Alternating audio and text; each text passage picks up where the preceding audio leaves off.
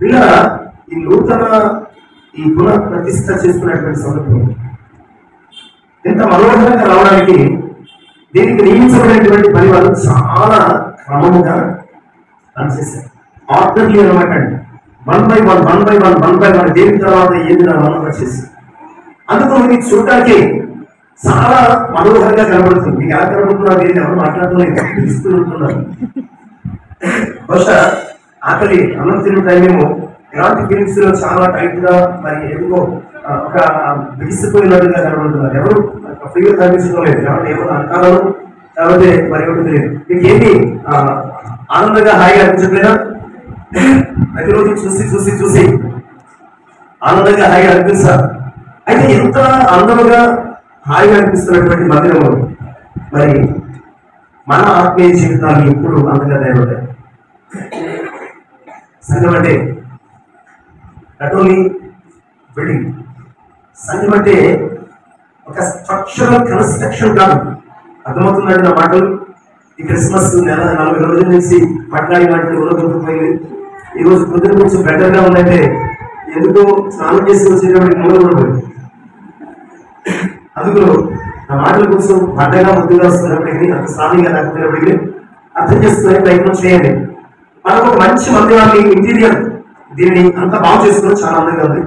మరి మనం ఇప్పుడు దేవుడి దృష్టికి అందంగా తయారవుతుంది.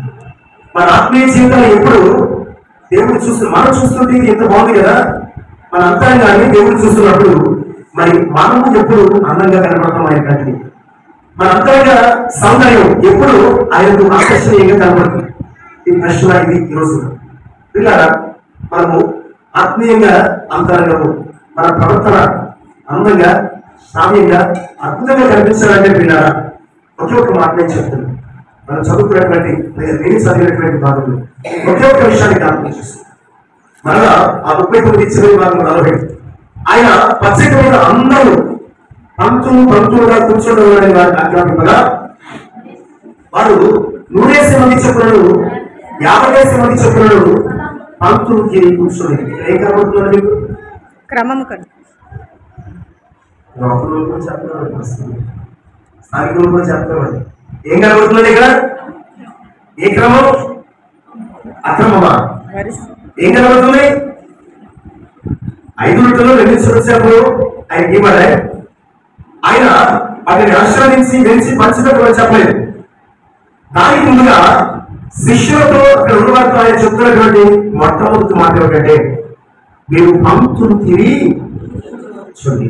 దట్ మీన్స్ మీరు ఒక క్రమముగా కూర్చోండి, ఒక పద్ధతిగా కూర్చోండి, ఒక విధానంలో కూర్చోండి. ఎంత చక్కటి మాట్లాడండి. ఈరోజు క్రైస్తవ సంఘాలు పీడ క్రమాన్ని కోల్పోతున్నాయి. ఈరోజు క్రైస్తవ సంఘాలు కాపులు మొదలుకొని విశ్వాసులు మొదలుకొని సంఘ క్రమాలు మొదలుకొని విధానాలు మొదలుకొని పద్ధతులు మొదలుకొని ఆత్మీయ అనుభవాలు మొదలుకొని పేరా ఈరోజు క్రైస్తవులు క్రమమును కోల్పోయిన క్రైస్తవంగా మారిపోయింది. క్రైస్తవం ఎలా ఉందండి? క్రమమును కోల్పోయిన స్థితిలో మారిపోయింది. ఎందుకు మాట చెప్తున్నారంటే అసలు మన గురించి ఈరోజు ఆరాధన గురించి ఆలోచన చేస్తూ ఈరోజు 20 రోజులు ప్రకటించుంటారు కదా. ఈరోజు ఆరాధన గురించి 20 రోజులు కూడా ప్రకటించాలి. అసలు ఏమని ప్రకటించారు చెప్పండి.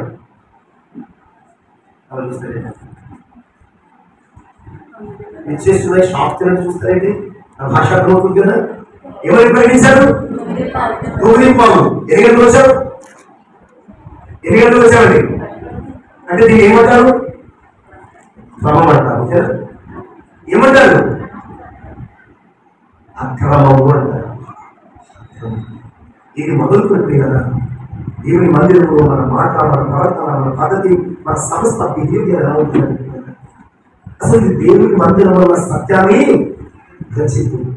ఇది దేవుడు సంచరించే స్థలమైనటువంటి విషయాన్ని మర్చిపోయి, ఇది ఆయన కోరుకున్నటువంటి నివాసము అన్నటువంటి సన్నిధిని మర్చిపోయి ఎవరికి నచ్చినట్టు వారు వస్తున్నాం, ఎవరికి నచ్చినట్టు వారు పోతున్నాం, ఎవరికి నచ్చినట్టు వారు మాట్లాడుతున్నాం, ఎవరికి నచ్చినట్టు వారు ప్రవర్తిస్తున్నాం.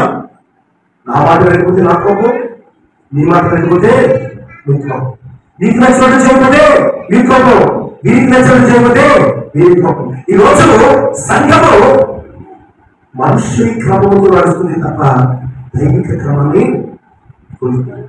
అదే సంఘాలలో ఆత్మీయ జీవితాలు కొంచెం చిరిగిపోతున్నాయి. సంఘాలలో ఆధ్యాత్మిక ఎదుగుదల ఆగిపోతుంది.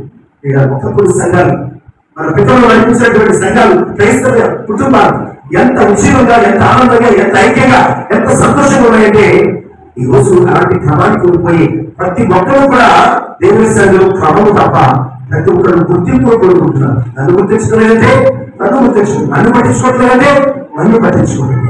ఈ రోజు ఈ మాటలు ఖచ్చితంగా జ్ఞాపకం చేసుకోవాలి.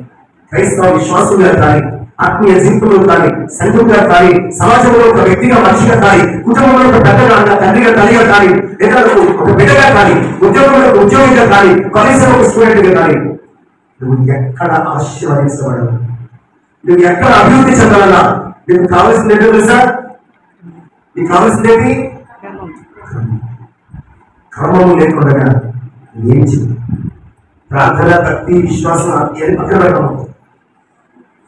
అస్తమానం నీవు క్రీస్తు రక్తంలో కడగబడి ఆయన సైన్యం అడుగుపెడితే నీకు ఉండాల్సినటువంటి మొట్టమొదటి ఆత్మీయ లక్ష్యం ఏంటంటే నువ్వు క్రమం కలిగి, నువ్వు క్రమం కలిగి ప్రవర్తించాలి, నువ్వు క్రమం కలిగి మాట్లాడాలి.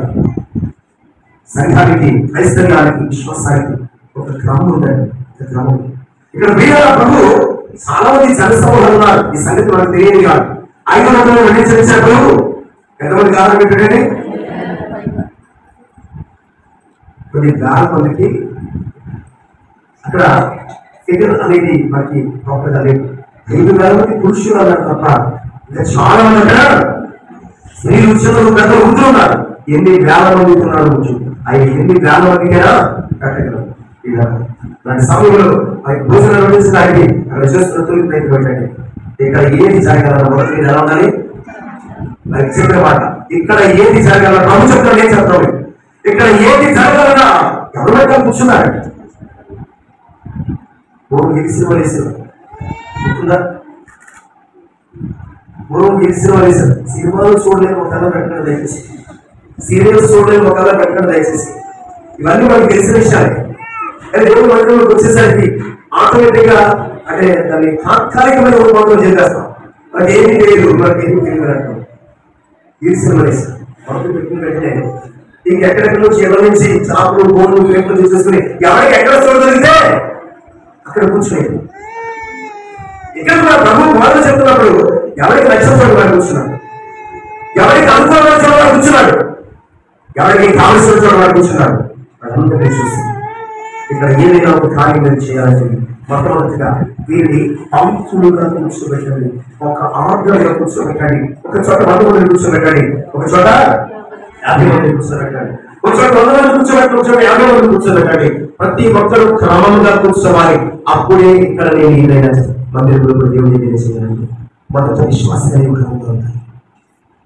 ఆయన నీ పట్ల, నీ జీవితం పట్ల, నీ బ్రతుకు పట్ల, నీ కుటుంబం పట్ల, నీ సంఘం పట్ల, వ్యక్తిగత అనుభవాల పట్ల ఆయన ఏదైనా ఒక కార్యం చేయాలంటే విశ్వాసే. నువ్వు క్రమంగా ఉండాలి, నువ్వు పద్ధతిగా ఉండాలి. నీ ప్రవర్తన, నీ చూపు, నీ మాట, ఈ సమస్తము కూడా నువ్వు ఒక క్రమమైన విధానంలో నీవు ఉండగలిగితే ఆయన కార్యం చేయడం మొదలుపెడు. నా ఇష్టం కూర్చుంటానంటే నేను చేయను, నా ఇష్టం వస్తానంటే కడతానండి, నా ఇష్టం మాట్లాడతానండి, ఆగడానికి మీరండి వీళ్ళ. అందుకే మన జీవితాలు వెనకబడిపోతుంది. అందుకే మన జీవితాల్లో కార్యాలు జరగలేదు. అందుకే మన జీవితాలు ఆలస్యమైపోతుంది. అందుకే మన జీవితాలు పోతున్నాయి. అందుకే మన బ్రతుకులు ఎక్కడ వేసిన ఒకటి అక్కడ ఉండకపోతుంది. కారణం ఏంటంటే ప్రార్థిస్తున్నాం, స్థుతిస్తున్నాం, ఆరాధిస్తున్నాం, చర్చకు వస్తున్నాం, కాన్ఫరెన్స్ అన్నీ వస్తున్నాం. కానీ ఎందుకు ఎన్నేళ్ళైనా మన జీవితంలో క్రమం అలవాలేదు, ఎన్నేళ్ళైనా మన బ్రతుకులు పద్ధతి నేర్చుకోలేదు, ఎన్నేళ్ళైనా మన జీవితంలో ఎందుకు దేవుని సన్నిధిలో భయం కలిగి స్థాయిగా బతకలేక పోతున్నాం. ఈ రోజు రెనోవేట్ చేయబడినటువంటి చర్చలో ఏర్పడుతున్నటువంటి ఒకే ఒక విషయం, నువ్వు మొదటి క్రమంగా ఉండడం నేర్చుకో, నువ్వు మొదటి క్రమంగా రావడం నేర్చుకో, నువ్వు మొదటి క్రమంగా ఆరాధించడం నేర్చుకో, నువ్వు మొదటి క్రమంగా బ్రతకడం నేర్చుకో. ఆ క్రమమే నేను అక్రమమైన ఈ లోకంలో నేను ఆశీర్వదిస్తాను. ఆ క్రమమే నేను అక్రమమైనటువంటి లోకంలో ఆశీర్వదిస్తాను. ఆదికాండం 1వ అధ్యాయం చూస్తే భూమి యొక్క పరిస్థితి ఎలా ఉందండి? భూమి శూన్యం కాదు, ప్రభు ఆత్మ సెలవుకున్నారు. ప్రభు ఏం చేశారండి? ఒక్కొక్కటిగా ఏం చేశాడు? సృష్టిని దాన్ని వేదాంతులు ఏమన్నారంటే, పండితులు ఏమన్నారంటే సృష్టి యొక్క క్రమము అన్నారు. అక్కడ సృష్టి అని మాట్లాడలేదు. ఏం మాట్లాడండి?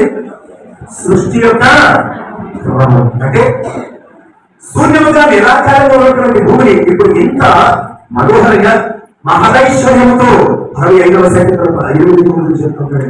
ఈ భూమిని దర్శించడానికి మహదైశ్వర్యము.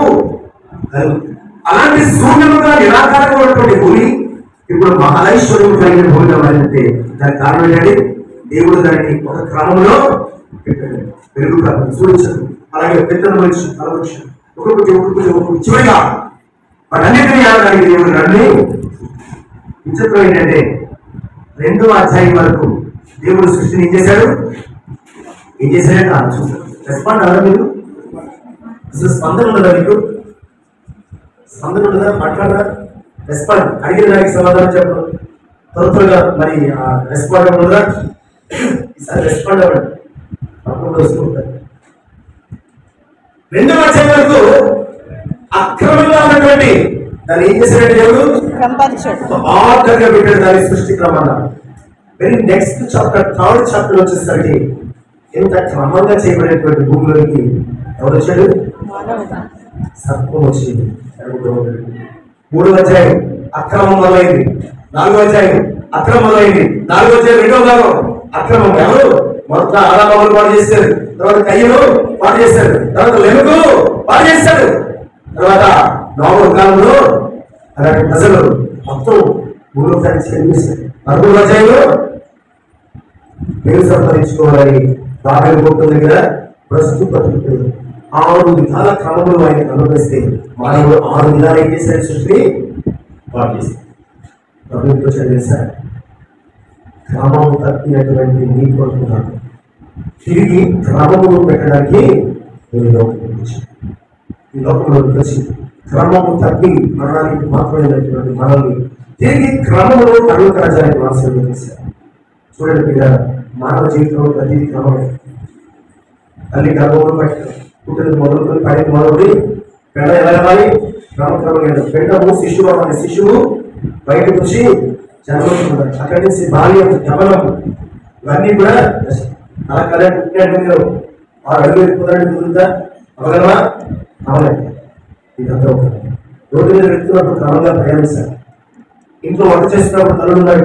వంట చేసినప్పుడు ఏం చేయాలా? ఒక క్రమంగా చేయాలి. ఏది పడితే చేసేది వంటలు పెట్టయిపోతుంది. ఏది పడితే చేస్తే ఏమవుతుంది? వంటలు పెట్టయిపోతాయి. ఒక పూట తిరిగి కోసం వంట క్రమంగా చేస్తున్నారే.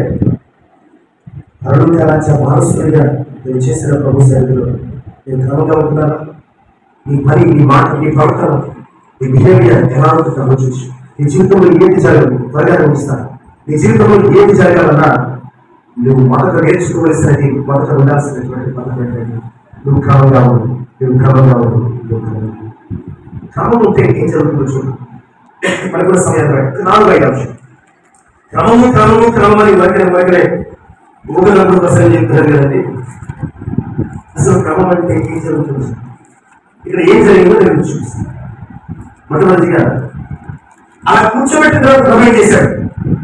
ఆ 5 రొట్టెలు 2 చిన్న చేపలను ఆశీర్వదించి మీరు పంచిపెట్టండి అన్నాడు.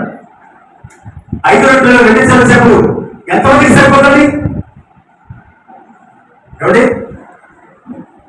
అది ఎవరు తెచ్చుకోలేదు? ఆహారం వ్యవహారం 6వ అధ్యాయం ప్రకారం చిన్న పిల్లవాడు తెచ్చుకున్నాడు. అంటే ఆ దినాలు పిల్లవాడికి మధ్యాహ్నం సాయంకాలం భోజనం అనమాట. 5 రొట్టెలు 2 చిన్న చేపలు ఎంతండి? 2.5 రొట్టె ఒక చేప ఒకటి తింటాడు.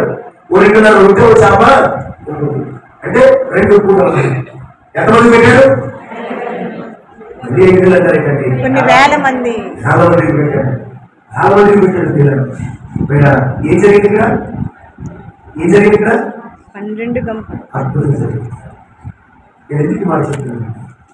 నువ్వు క్రమంగా ఉంటే చాలు దేవుడి జీవితాలు అద్భుతం చేయడానికి. నువ్వు క్రమంగా ఉంటే చాలు నువ్వు క్రమంగా ఉంటే భక్తి విశ్వాసం అన్ని వాటి వస్తాయి. నువ్వు క్రమంగా లేకుండా భక్తి పని విశ్వాసాన్ని బైబిల్ చదివి ప్రార్థన చేసిన నీ జీవితం, నీ సంఘములు, నీ కుటుంబములు, నీ పిల్లల బ్రతుకులు అద్భుతాలు జరగాలంటే నువ్వు చేయాల్సినటువంటి మొట్టమొదటి ప్రయత్నం నువ్వు క్రమంగా బ్రతుకు. నువ్వు క్రమంగా జీవించు. నువ్వు క్రమంగా నీ యొక్క ఆత్మీయ జీవితాన్ని కొనసాగించు. క్రమంగా దేవుని సన్నిధిగా, క్రమంగా వాక్యాన్ని చదువు, క్రమంగా ప్రార్థన చేయి, క్రమంగా కాపరి మాట విను. ఈరోజు కాపరి మాట వినని సంఘాలు చేయండి. ఎవరికి వాళ్ళే నాయకులుగా, పెద్దలుగా, కాపరులుగా ఇష్టానుసారమైనటువంటి జీవితాన్ని చూసి ఇక్కడ ప్రభు మాటని, ఇక్కడ కాపరు ప్రభు మాటని ఎవరైతే క్రమంగా కూర్చున్నారో వారందరూ కూడా ఆ అద్భుతాన్ని చూస్తారు. ఈరోజు నీ కన్నులు అద్భుతాలు ఎందుకు చూడలేకపోతున్నాయి? నీ జీవితం ఎందుకు అద్భుతాలు అనుభవించలేకపోతుందంటే నీలో క్రమం లేదు, ఇంట్లో క్రమం లేదు, పిల్లలకు ఎందుకని అంటే కావలసిన ఇది కాదు ప్రభు. నేను హస్తకృతములైన ఆలయములలో అంటే మనుష్యులు కట్టినటువంటి మధ్యలో ఆయన ఉండగట్టండి. ఇదేంటే అవసరం చచ్చిపోచేసేవాడుతున్నారు. నేను హస్తకృతం అంటే చేతులతో నిర్మించబడిన మందిరాల్లో ఉన్న రైతులు ఉంటారైనా ఆయన స్వహస్తాలు మనలో ఆయన తన చేతులతో నిర్మించుకున్న మందిరం ఉంటాడు. ఈ మందిరం ఉంటాడండి, ఆయన తన చేతులతో నిర్మించుకున్న మందిరం ఉంటాడు. ఏమిటో మనమే ఆయన తన పోలిక చొప్పున స్వరూపము చొప్పున సృష్టించుకున్న మందిరం ఏంటి? కనుక ఇందులో క్రమం ఉండాలా, ఇందులో క్రమం ఉండాలా? ఇక్కడ ఉండాలి క్రమం. ఇక్కడ క్రమం ఉంటే చెట్టు కింద కూడా పర్వత రాజ్యాన్ని నువ్వు చూస్తావు. ఇక్కడ క్రమం ఉంటే పూరి పాత్రలో కూడా పర్వత రాజ్యాన్ని చూస్తాం. ప్రభు పుట్టింది ఎక్కడ? మరి అదే బైబిల్ భాష ఎక్కడ పుట్టాడైనా? లూకా సువార్త 2:7 చూడండి. లూకా సువార్త 2:7 చదవండి. తన తొలిచూలు కుమారుని కని పొత్తి గుడ్డలతో చుట్టి సత్రములో వారికి స్థలము లేనందున ఆయనను పశువుల తొట్టిలో పరుండబెట్టాడు.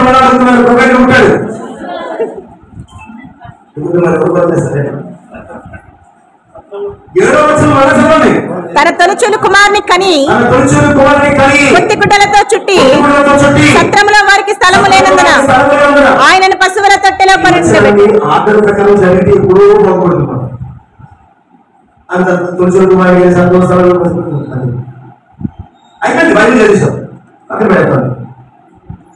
వాక్యం ఎప్పుడు కూడా క్రమంగా చదవాలి. అప్పుడే మనల్ని క్రమపరుస్తుంది. వాక్యం ఎప్పుడు ఎలా చదవాలండి? క్రమంగా చదవాలి. అప్పుడు అది మన జీవితాన్ని క్రమపరుస్తుంది. ఆమె తన తొలిచూలు కుమారుడిని కలిగి అంటే అయితే ఏమైంది? డెలివరీ కనేసింది. అక్షులకు అర్థమవుతుందా? ఆ వచనంలో మొదట మనకు పరిశుద్ధ అప్పుడే చెప్తున్నారు. ఆల్రెడీ కనేసిందామే. కనేసిన తర్వాత ఏం చేస్తుంది? పూర్తి కూడా చుట్టిన తర్వాత ఏం చేస్తుంది? సత్రములో అంటే మన నాన్నగారు ఏం చెప్తారంటే మహిళ గారికి ఎంత తాగులేట పట్టుకుంటాడు. ఇలా రెండు దగ్గర వేసుకుంటూ సత్రం మంది దగ్గరికి వస్తుంది. మనం కూర్చోడం కాదు. ఏం చెప్తున్నాడు? ఆల్రెడీ ఆమె కనేసిందండి. పొత్తుగుడ్డలతో చుట్టూ పసిగుడ్డలు తీసుకొచ్చి సత్రం దగ్గర కనుక్కుంటే ఆ పసిగుడ్డకు స్థానం ఇవ్వలేనటువంటి అక్రమము సత్రం అంతా అక్కడి నుంచి మళ్ళా బయలుదేరి వచ్చారు. పశువుల పాత్రలోకి వచ్చారు. అక్కడ తొట్టిలో ఎందుకు మాట చెప్పిందంటే క్రమం ఉంటే పశువుల పాత్ర కూడా పరలోకమైంది తెలుసా? క్రమం ఉంటే పశువుల పాత్ర ఏమైందండి? పరలోకమైంది. డబ్బు మేరకు ఉపయోగపడలేదు, జ్ఞానం మేరకు ఉపయోగపడలేదు, ఉద్యోగం మేరకు ఉపయోగపడలేదు, చదువు మేరకు ఉపయోగపడలేదు. క్రమం ఉంటే నీ జీవితంలో క్రమం ఉంటే నువ్వు ఎక్కడ ఉన్నా సరే, ఎక్కడ క్రమం ఉంటే నువ్వు ఉన్న చోటే పరలోకం ఉంటుంది. ఇక్కడ క్రమం కూడా నువ్వు పెద్ద బిల్డింగ్ కట్టుకున్నా దానిలో శాంతి, సమాధానము, నెమ్మది, ఆశీర్వాదం. కనుక సంఘానికి రోజు రెనోవేట్ చేయబడినటువంటి ఈ చర్చ్ బిల్డింగ్ లో చెప్తున్నాను, రెనోవేట్ చేయాల్సింది బిల్డింగ్ కాదు, రెనోవేట్ చేయాల్సింది కాదు, స్ట్రక్చర్ని కాదు, నీ యొక్క హృదయాన్ని. ఏ విశ్వాసి తన హృదయాన్ని పునర్నిర్మించుకుంటాడో క్రీస్తును క్రమంగా కుటుంబ జీవితం వస్తాయి వర్షం. ఎందుకంటే క్రమం ఉన్న చోట ఆయన ఏం చేయడానికి ఇష్టపడుతున్నాడు? అద్భుతాలు చేయడం.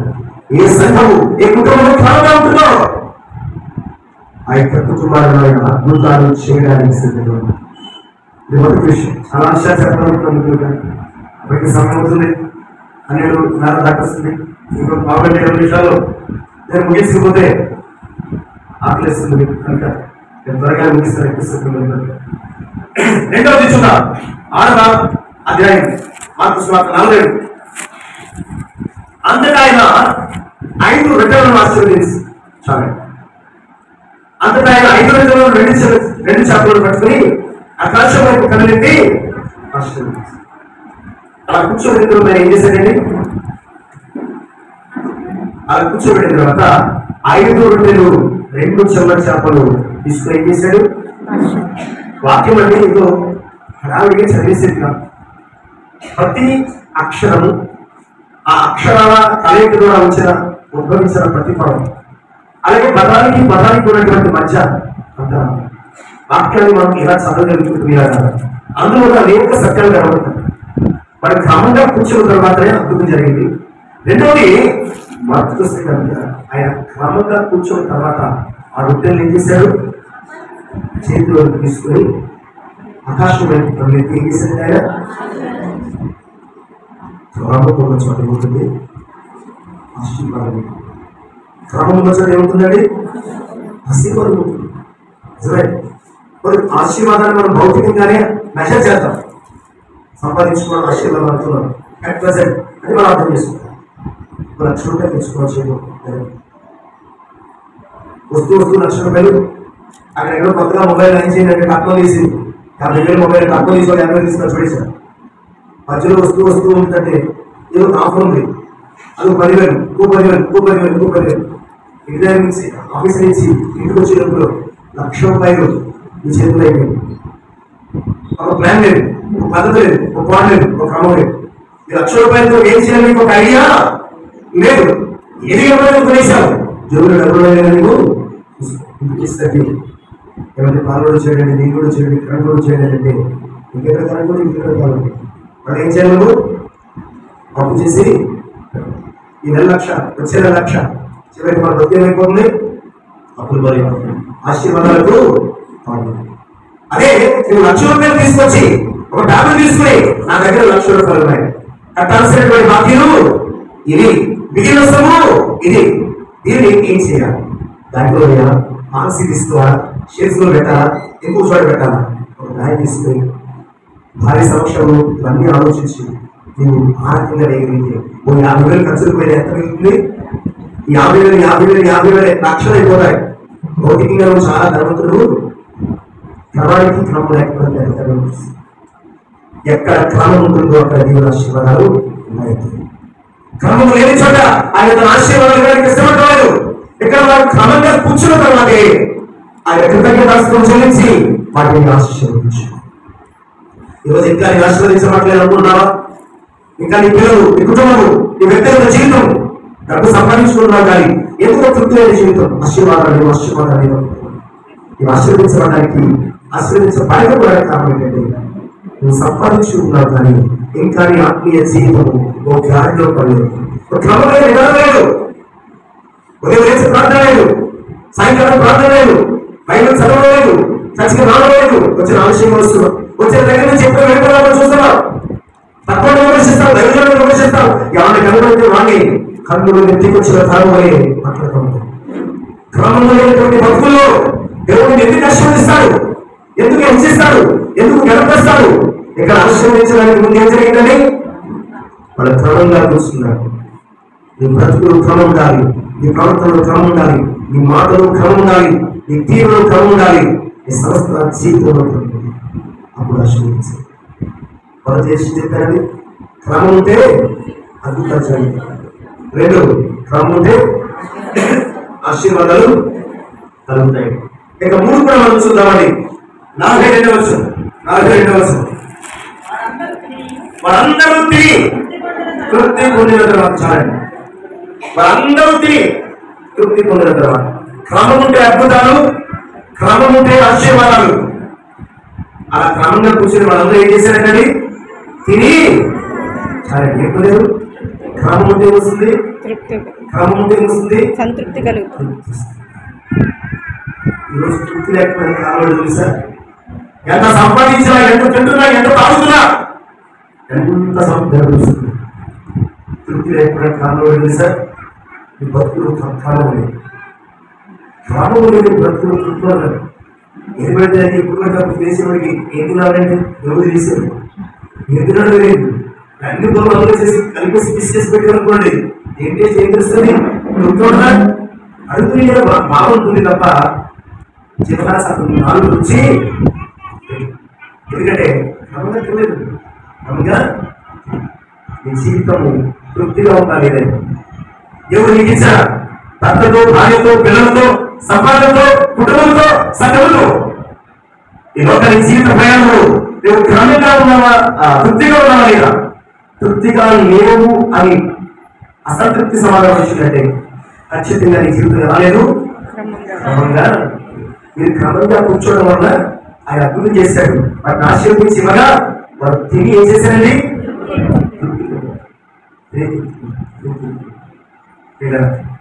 మనం జ్ఞాపకం చేసుకుంటే ఈ మధ్య భోజనాలు, ఈ మధ్య ఒక 20-25 సంవత్సరాల నుంచి భోజనాలు పెట్టే విధానం అయిపోయింది. ఏమొచ్చిందండి? ఇప్పుడు ఏమొచ్చిందండి? ఏమి లేదండి, సిద్ధిగా సెట్టింగ్ అండి, ఆలోచన అయిపోవాలి, పెట్టేయాల్సింది. ఎందుకంటే హరిమరిగా హడావిడిగా కాస్త వడ్డించుకుని తినేసేసి సాధారణంగా సిట్టింగ్స్ ఉన్నంతసేపు కూడా ఎంతమంది వస్తారో, ఎంత వేయాలి, ఎంత భోజనం చేయాలని మనకు తెలియదు. ఎందుకంటే కూర్చున్నప్పుడు ఆవశ్యంగా పిలిచి వడ్డించుకుంటాను. ఎందుకంటే అంత వేయి నేను నా కాల్సి వారికి పిలుస్తాను. అది తెల్లలు కూడా కూర కూడా కొంచెం కొంచెం వేయి పిలిచి వస్తాను. బఫే ఏం చేస్తాం? బఫే చేస్తాం మళ్ళీ నాలుగు చేస్తాం. బఫే చేస్తాం మళ్ళీ కష్టమైన లైన్ వేసేసి టమాటా వేసేసుకోవడం, బాగా వేసేసుకోవడం, చికెన్ వేసేసుకోవడం, మటన్ వేసేసుకోవడం, సాంబార్ వేసుకోవడం, బిర్యానీ వేసేసుకోవడం. ఇంత పెద్ద అయిపోతుంది. ఏమైపోతుంది? చివరికి ఏమవుతుంది? అక్కడ పడదు డస్ట్బిన్. చివరి 100 మందికి ఏమవుతుంది? భోజనాలు. ఇక భోజనాలు పెట్టుకోవడం ఆవట్లకి ఇవ్వడానికి అక్కడికి ఎక్కడికి పనులు పెట్టి చాలా పట్టుబడిపోతుంది. ఎందుకు ఇలా జరిగిందంటే ఎవరు పడితే వాళ్ళు ఏది పడితే రొట్టి చేసుకున్నాడు. ఒక పదవి లేదు, క్రమం లేదు, వాళ్ళు వీడి కడిగితో ఏం తింటాడో ఏం తెలియడో కొంతమంది చిక్కున్నాడు, చేస్తారు ఇష్టం. అదేమవుతుంది? అది వేసుకోకపోతే అంటాడు కదా. కొంతమంది బలం ఇష్టం, వీడు వేస్తాడు బాగుంటుంది, బతులు పడేస్తాడు. అందుతో తింటాడు. ఎందుకు జరిగింది? క్రమంగా బంతి లేకపోవడం. బంతి లేకపోవడం వల్ల ఎవరు పడితే వాళ్ళు వచ్చి ఏది పడితే కొట్టించుకుని తినడా ఇష్టమా కాదా, కడుపుకి ఎక్కువైపోతుందా సరిపోతుందా తెలియకుండా దాన్ని బయట పడేసేసి ఒక్క తిన్నాడు దాకా మనుషులు తినాలి. దాని చాలా మంది ఏమైపోతున్నా ఇంకా తిరిగి తృప్తిగా ఉన్నాడా? రకాలు నాకు వస్తలేదు. ఎందుకు రకాన్ని క్రమము నీ జీవితం క్రమంగా లేదంటే తృప్తిగా లేదంటే అనుభవేటంటే నువ్వు క్రమంగా బతకట్లేదు. దేవుని సన్నిధిలో తృప్తి దొరకాలండి. ఆయన మందిరంలో ఏముందంటే సంతృప్తి దొరకాలి. ఆ మందిరంలో తృప్తి దొరకాలంటే నీ జీవితం ఎలా ఉండాలండి? క్రమంగా రావాలి, క్రమంగా ఆరాధించాలి, క్రమంగా ప్రార్థించాలి, క్రమంగా వాక్యం రావాలి, క్రమంగా దేవుడిని స్తుతించాలి. క్రమంగా రావాలంటే ఎప్పుడు రావాలి? సమయం అంటే నీ సమయమా దేవుని సమయమా? చాలా తెలియదు, చాలా లోకల్గా చెప్పేస్తున్నారు ఆలోచిస్తాను. చర్చికి ఎప్పుడు రావాలి? సమయానికి. ఏ సమయం? ఆయన సమయం ఈ సమయమా? ఆయన సమయానికి వచ్చిన తర్వాత ఏం చేయాలి? వచ్చినట్టు ఏం చేయాలి? అనుమతి ప్రార్థన చేసుకోవాలి. ఆ తర్వాత ఇంకా స్టార్ట్ లేదు బయట తీసుకుని చదువుకోవాలి. ఎన్ని మంది పక్కన చూసి పెట్టేస్తాం. కొందరు ప్రార్థన స్టార్ట్ చేస్తాం. తర్వాత ఏం చేస్తాం? పెట్టాలా? కోరసు బయట పోతాం. కోరసుని ఒక కలెక్టర్ చెప్తున్నారు, సార్ సార్ మీకు ఫోన్ చేశాను సార్, నేను చచ్చిపోయాను. అదే సార్ అయినా 2 సార్లు తీసుకెళ్తాను. చచ్చిపోయినప్పుడు తీసుకెళ్ళాను. చచ్చిపోయినప్పుడు ఏం తీసుకెళ్ళాను? మరి ఏం తీసుకెళ్తా సార్? బయట తీసుకెళ్ళాను. ఏం తీసుకెళ్తాను? క్రమం మర్చిపోయావు. క్రమం మర్చిపోయావు. ఈ జీవితంలో చుట్టూ పెట్టాలండి. దేవుడి మందిరానికి క్రమంగా అర్థం చేసుకో. అంతని క్రమంలో ఏది రోజు త్వరగా వెళ్ళిపోయే ప్రయత్నం కాదు. ఆరాధన క్రమం అంతటిని కూడా నేను ఆత్మతో సత్యముతో ఆయన ఆరాధించడానికి సిద్ధపడాల్సిందిగా. ఇక 4 విషయం చూద్దామండి. ఈ టెక్స్ట్ కి వేసే అంశం అనుకుందాం. 6:43 తర్వాత మిగిలిన చేపలు, రొట్టె ముక్కలు 12 గంపళ్ళు. తర్వాత ఆ మిగిలిన చేపలు, రొట్టె ముక్కలు ఎన్ని గంపలు ఇద్దారని ఏం కనబడుతుంది మీకు? క్రమముగా ఉంటే సమృద్ధి. క్రమముగా ఉండి పూజ చేస్తే సమృద్ధి. క్రైస్తవ్యంలో క్రమంగా ఉంటే సమృద్ధి, జీవం. రెండుకి తేడా ఏంటో తెలుసా? ఇది తిన్నది అరిగిపోతుంది, రేపటి మళ్ళా తింది. రెండవది ఇది ఒకసారి తింటే పరలోక రాజ్యంలో కూడా మనకి మరణ ఆకలి, మరణము. కనుక మీరు క్రమంగా ఉండడం వల్ల ఎవరు అద్భుతం చేశాడు, మీద ఆశీర్వదించాడు. వారు చాలా తిరిగి తృప్తి పడారు. ఇలాంటి పొందారు. అంతేకాదు క్రమంగా ఉండడం చేత మిగిలిన ముక్కలు ఎంతగా దేవుడు. మీ ఇంట్లో ఎందుకు మిగలటం లేదు తెలుసా? మీకు సమయం మిగలటం లేదు, మనశ్శాంతి మిగలటం లేదు, డబ్బు మిగలటం లేదు, మీ పిల్లలతో సహవాసము మిగలటం లేదు, నెమ్మది మిగలటం లేదు. నాకు ఏంటంటే జీవితం సమృద్ధిగా ఉండాలంటే, అది సమృద్ధి జీవనంలోనే జీవితం ఉండాలంటే కనుక మనం కలిగి ఉండాల్సిన చాలా ప్రధానమైనది క్రమము. క్రమము ఈరోజు రెండవది చేయబడేటువంటి నువ్వు రెండవది చేయబడాలి అంటే ఫస్ట్ థింగ్ ఈజ్ నువ్వు ఆర్డర్గా ఉండదు. ఇంకొక్కడ ఆర్డర్గా, ఒక్కదాని ఆర్డర్గా ఉంటుంది, మిగిలినంతా సెటిల్ అయిపోతారు. అంటే నిరంతరం ఎంత ఆనందం కాదు. ఎవరొకరు ముందుకు వచ్చి ఆర్డర్లీగా ఉన్నారంటే, క్రమంగా ఉన్నారంటే మిగతా వాళ్ళందరూ కూడా ఏమవుతారండి? సెటిల్ అవుతారు. చూడండి, అప్పుడప్పుడు ఈ భక్తి భోజనాల దగ్గర కానీ, లేకపోతే రేషన్ కార్డ్స్ దగ్గర కానీ, బ్యాంక్స్ దగ్గర కానీ క్రమంగా వరుసగా అంటారు. ఎవరో ఉన్నాడు, ఎవరు పెట్టినా చూసుకుంటుంటారు. ఎవరో గట్టిగా క్యాకేసి కౌంటర్ దగ్గర కూడా ఎలా చూస్తున్నటువంటి మిగతా ఏం చేస్తారు? ఆటోమేటిక్గా ఈ మధ్య నువ్వే ఆ లీడర్ నేర్పుతావు. క్రమాన్ని నేర్పించే, క్రమంగా జీవించే ఈ యొక్క క్రైస్తవ క్రమానికి నువ్వెందుకు రోడ్డు మోడల్ కావు? వాళ్ళ ఇళ్ళ వాళ్ళంత వీళ్ళంక వాళ్ళు మాట్లాడుతున్నారు, వీళ్ళని మాట్లాడుతున్నారు, వాళ్ళు మాట్లాడుతున్నారు, నేను మాట్లాడుతున్నాను కాదు. నీవు మొదటి క్రమంగా నాకు చూపించు. మిగతా ఆటోమేటిక్గా ఉంటారు. క్రమపరచ ఎవరితో యుద్ధం చేయాల్సిన అవసరం లేదు, పోరాడాల్సిన అవసరం లేదు. నువ్వు మొదటి క్రమంగా బతికితే చాలు. అంతా ఒక మాట చదివి నేను ముగిస్తాను. 22 అధ్యాయం 17 నుంచి 17 వచనాలు చదువుకోవాలి యాక్చువల్గా, కానీ సమయం మనకి లేదు కనుక 17 వచనం చదువుతాం. ఈ యుద్ధములో మీరు పోట్లాడవలసిన నిమిత్తము లేదు. యూదా వారులారా, యెరూషలేము వారులారా, యుద్ధ పంక్తులు తీర్చి నిలవబడి మీతో కూడా నున్న యెహోవా రక్షణను మీరు చూచెదరు. భయపడకుడి, చడియకుడి, రేపు వారి మీదకు పోవుడి, యెహోవా మీతో కూడా ఉండును. ఇక్కడ జకర్యా కుమారుడు యెహజీయేలు సమాజంలో ఉన్నాడు. అసలు ఇక్కడ కాంటెక్స్ట్ ఏంటి? ఇక్కడ కాంటెక్స్ట్ ఏంటంటే యూదా రాజైన యెహోషాపాతు ఏలుతున్న దినములో అమోనీయులు, మోయాబీయులు, మెయోనీయులు అనే 3 గుంపులు వాడు యూదా దేశానికి చాలా బాధపడ్డారు. దేవుని సన్నిధిలోకి వచ్చారు. అప్పుడు యెహజీయేలు లేచి యూదా వారులారా, యెరూషలేము నివాసులారా, యెహోషాపాతు రాజా ఎందుకు భయపడుతున్నారు? మీరు యుద్ధ పంక్తులు తీసి మీరు యుద్ధం చేయాల్సిన అవసరం యెహోవా తానే మీ పక్షంగా యుద్ధం చేసి మీ శత్రువులు ఏం చేస్తాడు? యుద్ధం చేయాల్సిన అవసరం క్రమంగా బతికించారు. మీ క్రమమే ఎదుటి వాళ్ళకి యుద్ధం చేస్తుంది. మీ మంచి ప్రవర్తనే ఎదుటి వాళ్ళకి యుద్ధం చేస్తుంది. మీ మంచి నడవడికే ఎదుటి వాళ్ళకి యుద్ధం చేస్తుంది. అంటే నువ్వు యుద్ధం చేయాల్సిన అవసరం, నువ్వు సరిగా ఉండకపోతే యుద్ధం చేయాలి. నువ్వు సరిగా ఉండకపోతే, క్రమంగా ఉండకపోతే అప్పుడు నీవు కూడా ఎదుటి ఏం చేయాలి? క్రమంగా యుద్ధం చేయాల్సిన ప్రభు చెప్తున్నాడు. నువ్వు యుద్ధం చేయదు, క్రమంగా ఉంది. నువ్వు క్రమంగా పంతులు తెచ్చి కూర్చో.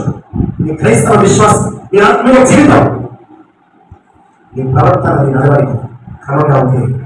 నువ్వు ఎవ్వరు కూడా యుద్ధం చేయడానికి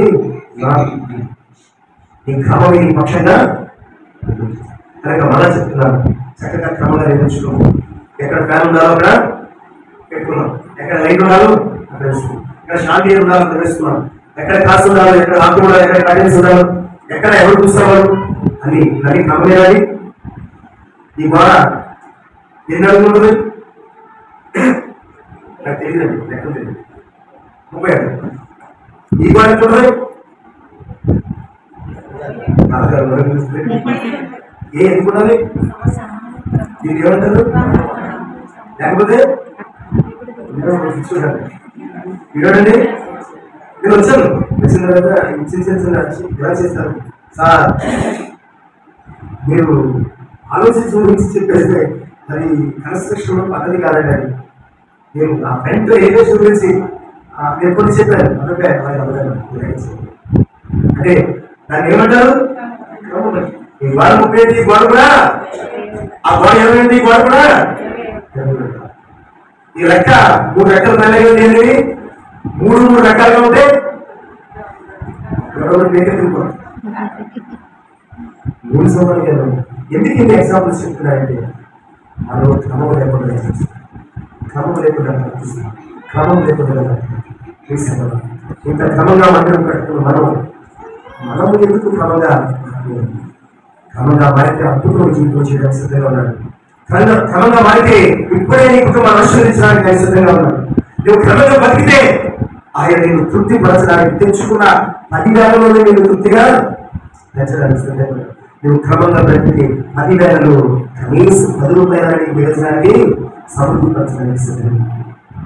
నువ్వు క్రమంగా ఉంటే నీ పక్షంగా యుద్ధం చేసి నీకు విజయ కుటుంబంలో కనుక ఇది కాదు క్రమము. ఇక్కడ క్రమము, ఇక్కడ ఏ విశ్వాసం క్రమంగా ఉంటాడు? విశ్వాసం దేవుడికి మహిమకరంగా, అనేకులకు మారేటంగా, అద్భుతంగా, ఆశీర్వాదకరంగా, తృప్తికరంగా, సమృద్ధికరంగా అట్టి ఆత్మీయ జీవితాన్ని పరిశుద్ధాత్మ క్రమము అనే ఈ దైవిక లక్షణం చేత క్రమపరిచి నిర్మించుకుంటారు.